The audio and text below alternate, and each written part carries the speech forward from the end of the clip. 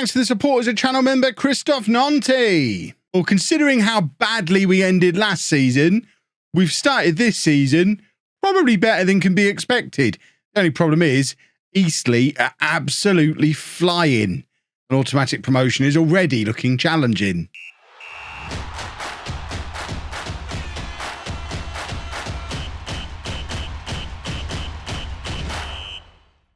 Hello and welcome to part 35 of Non-League to Legend. I'm Kev, and coming up on today's episode, we have two games for you in the National League. We're away against Scunthorpe and at home against Hartlepool. Since you were last with me, mixed results. As you can see, we've had some nice wins. Stuck 4 past Bromley. That was nice. An away win against Barnet. Always quite impressive. We did get absolutely battered by Kingstonian, though, losing 5-1 against them. And Port Vale got their revenge for the playoff semi-final, battering us 3-0 at their place. Ignore what it says there. We didn't play the 4-2-3-1 in that game at all. It's another one of those strange glitches. In fact, I like to prove myself when I say stuff like that. There you go. We didn't play the 4-2-3-1. I don't know why this thinks we did, but sometimes it just gets it wrong. So we are firmly set in using this 4-4-2. We have lost 3 of our last 5 league games. But we're in 3rd place in the league. So is that really so bad? The problem we've got is Eastleigh absolutely charging 23 points already. So it already puts some 7 points clear of us. The media think they're going to finish down in 15th place. And last season, they finished 6th. They seem to have had a better summer than we did and have really hit the ground running. I'm not sure when we play them. Not anytime soon, it seems. Not until around about Christmas time. Then presumably we play them twice quite close together. Have we already played them? Eastleigh. We've already played them and lost to them. There you go. That was one of the games we lost. That's why. Should we go and play Scunthorpe? In fact, before we go and play Scunthorpe, there is a little bit more transfer news. We've let a few more players go. I think Henry left in the last episode. Adidokan has gone on loan to York for the season. They're paying his full salary. He wasn't really featuring for us this year. Likewise, Scott Smith didn't look like he was going to be getting into our team this year, so we've let him go on a free transfer to Morecambe, who are immediately playing him in League 2, where he's got a man of the match. Sometimes, my judgment. Sometimes. And we have hopefully got a couple more players on their way in. If they arrive during the episode, you'll get to meet them. So this is the team that's going to go and face Scunthorpe. We are going with Blair in goal. Sam Blair has displaced Marshall in goal for the last few matches. I think I mentioned it in the last episode. Marshall was just starting to frustrate me a little bit. Sam Blair is as good as Marshall. They're both sort of 2.5, 3-star goalkeepers. Neither of them, I think, are the long-term answer. But for now, we're going with Sam Blair, giving him a little bit of a run in the team. So he's in goal. Then a back four of McFadden, Colvin Roberts and Dixon Bonner.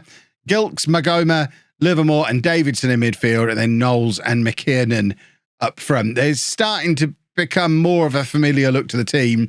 Although as we are continuing to do the early season Wednesday, Saturday stuff, that just seems to be the National League way, we are still rotating quite a lot. Pretty much every first team squad player who's still at the club has probably started 3 or 4 games at least of these first 10. We are rotating a lot.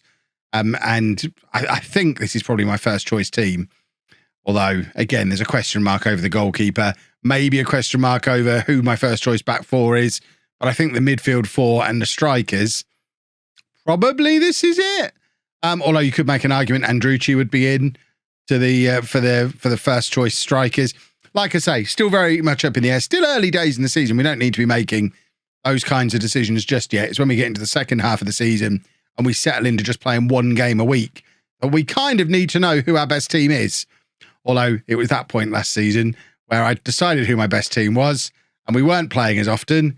Everything started to go wrong. So maybe the key is I've got to rotate all year long as if we need to for fitness, just to keep the players on their toes. Maybe that's all it takes. So early chance to Scunthorpe goes wide.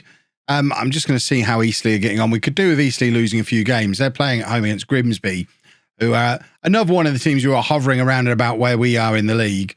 And there's not a lot of points separating the top 10 at the moment, Eastleigh aside. So hopefully someone will step up and beat them in the near future so they don't get too far ahead. Because I do think once we settle down into a bit of a rhythm, I still think we'll win the league this year. That's still what I'm aiming for. We'll either win the league or overachieve by enough again that this time a League Two club actually gives me the job rather than just offering me an interview and then offering the job to somebody else who keeps getting sacked. Livermore with the shot from range and it goes just wide. Half an hour gone. It's been a pretty even game so far. We've had slightly the better of the chances, but there's not really much to separate the two teams. I mean, nothing to separate the two teams in terms of goals until now, when of course Scunthorpe are in with their first goal of the game. And this is the problem we've got with Blair compared to Marshall. I kind of need a goalkeeper who's a combination of the two, but I think if we had a goalkeeper who's the combination of the two, then he wouldn't be stuck down in non-league because he'd be a championship level goalkeeper.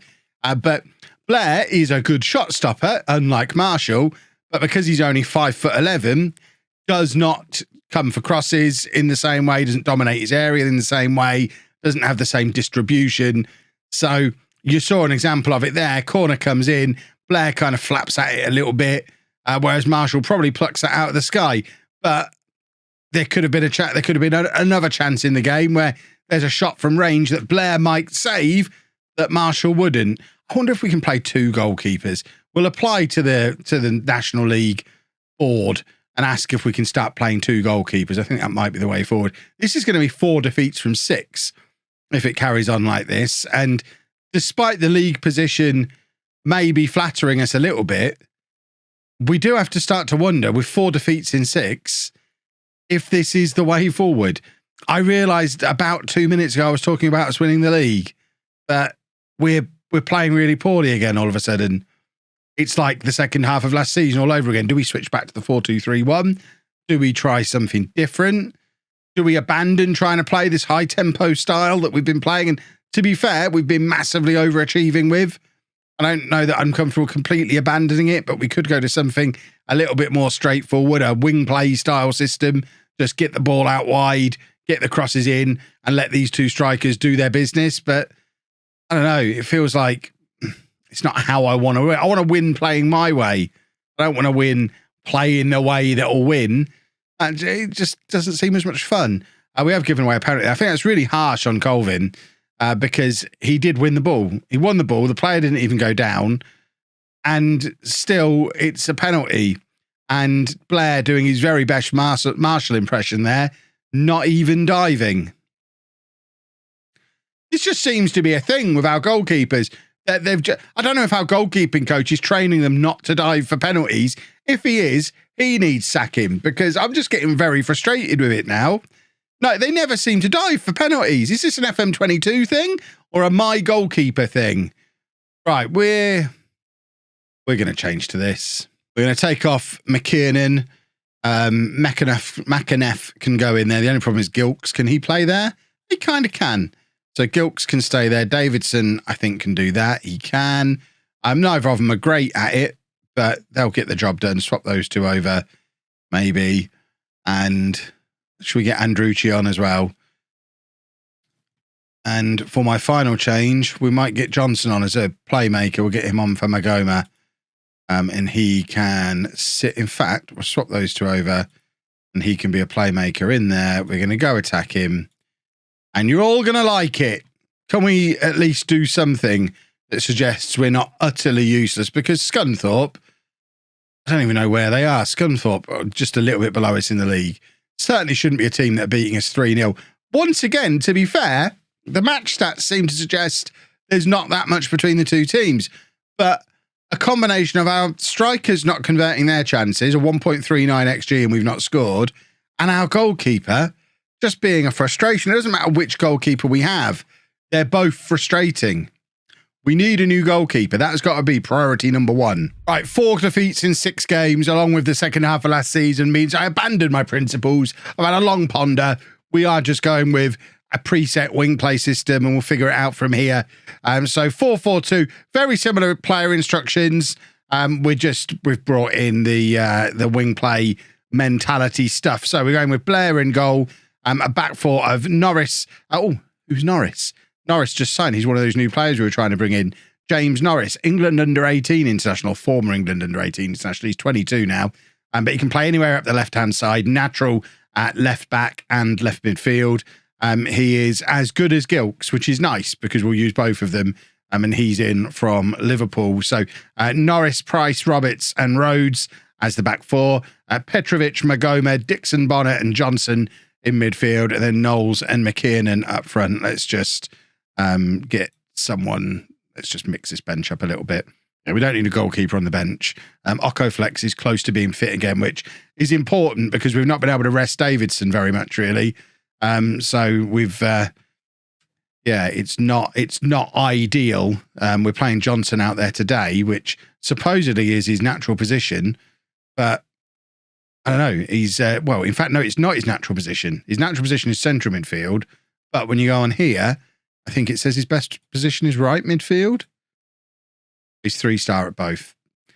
There was certainly something that implied somewhere he was a right midfielder at some point. So we're trying him out there just so we can give Davidson a little bit of a rest because he's played pretty much every match since Okoflex has been injured, which is not ideal because we're trying to rotate pretty much everybody else. And here is Johnson out on the right-hand side, playing it back into Roberts. Roberts playing it forward, looking for McKiernan, who brings the ball down nicely. The one other change we've done is we've gone back to the target man, quick man up front. Both of our strikers are 6 foot tall and probably could be target men.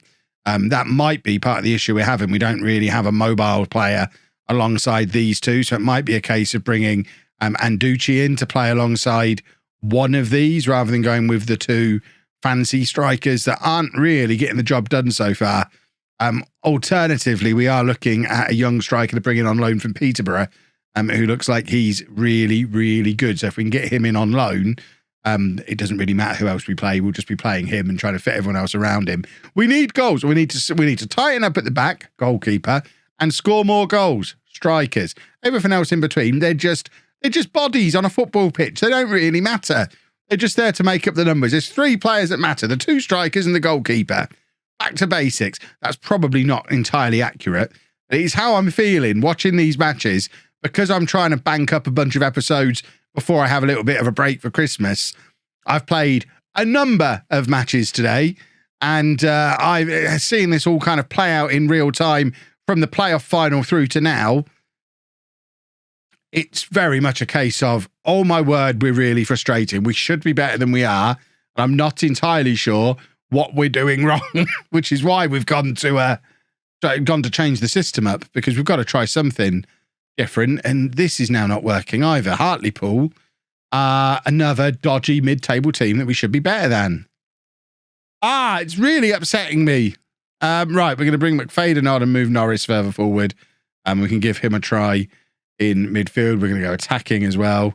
Come on, boys. Let's just do something. Can we unpause the game? Can we please not just be rubbish all the time? 5 defeats in 7 is not really promotion form, is it? It'll leave us down in mid-table. We're starting to get a more accurate reflection of where we should be in this league table now. After that nice little start we had, flattered us, like I said before. We need to turn this around. This is not going to be acceptable. He's got to be offside there. Blair makes the save, which is what I'm talking about. The shots from long range, Blair's got them covered. Look at the state of these match stats and we're losing. I think part of the problem is we're just not getting any luck go our way at the moment. And sooner or later, that will change. It's just, I feel like I'm being punished for something currently, and I'm not entirely sure what I'm being punished for. Right, we are going to bring on Andrucci to play up front alongside Knowles. And fingers crossed, we can find a goal from somewhere. A set piece. Nerfing set pieces has ruined me. A set piece, anything. Just give me anything. Norris on the left-hand side, on his debut, remember, so we're not expecting too much from him. Price at 6'5", though. We're expecting a little bit more from him from the set pieces. There is Norris, though, playing it into Andrucci. Andrucci with the effort, and this has always been the problem with him. When he's in form, he is lethal, and when he's not, he takes it on his wrong foot and hits it wide, like we've just seen there. Andrucci in again here, playing it back to Magoma, and now McFadden. Somebody just get the ball into the area. We're supposed to be playing a wing play system. I encourage you to get the ball out wide and cross the football. McFadden is in a crossing position. We get the cross. It's aimed at Knowles and he can't connect with it properly, but it's going to hit Rhodes, who can hopefully get it back into the middle again. In fact, it's with Livermore. And now back to Roberts, who lumps it forward. Knowles with a flick on Andrucci's there. Has that crossed the line? Doesn't matter because Knowles was offside. Oh, my word. Right, free kick. Yeah, we'll take this. Anything. Who's taking it? Johnson. No idea if he's any good at them. We're about to find out, I guess. He's quite good at them. We've got a corner here.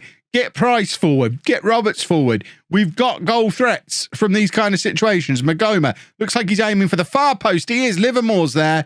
And it comes out as far as Norris. We've got 5 minutes left to pump the ball back into the area and hopefully find that equaliser. Magoma is still forward. I think he's stayed onside somehow. And we've got ourselves another corner. We are piling on the pressure here. Apparently, it's not another corner. I don't know how that's not a corner. There must have been an offside there. Magoma obviously was off after all. And we've lost again. 5 defeats in 7 games. Walsall will be very, very happy that they didn't give me the... I'd be sacked by now at Walsall with this kind of form. We saw how sacky they were when we were mulling that job over earlier in the summer. We're going to stick with this wing play system for a bit. Otherwise, we're going to have to do so. I don't even know what the next step will be. We've got a little bit of spare budget. I don't think throwing more money at the team and bringing in better quality players is the answer. I think we've got a very good squad of players now. We just need the luck to go away. We'll look at the match stats after this game. I think we are good enough. And I think we are going to hit form. And when we do hit form, I think we'll be fine. And oh my word, a 96-minute equaliser. That's the kind of moment that seasons turn around with. We've stopped the rot. Magoma grabs the equaliser with the very last kick of the game. I feel like we've been suffering with last kicks ever since Wembley. And maybe having something in the last kick of the game go our way might just be what we need to sort our heads out. We've stopped the rot. Now we need to go on a little bit of a winning run. We'll play through September. Remember, games coming thick and fast. We'll do the rest of September off camera, and we'll be back tomorrow as usual for the start of October, and we'll see where we are from there. Fingers crossed, we're still at the very least in the playoff mix. Automatic promotion is looking challenging, but like I say, if we hit a run of form, I think we've got the talent to charge up the table. The media disagree. They've got us back down in 14th place now on the media prediction. We are tumbling down that every time we play a football match. And now Petrovic is going to be out for 6 weeks. Oh, it doesn't rain. It pours. McFadden's out for a month. Oh, my word. We're running out of players as well. Disaster. If you've enjoyed that, please make sure you leave a nice big thumbs up on there for me. Subscribe to the channel for daily Football Manager videos. Thank you very much for watching.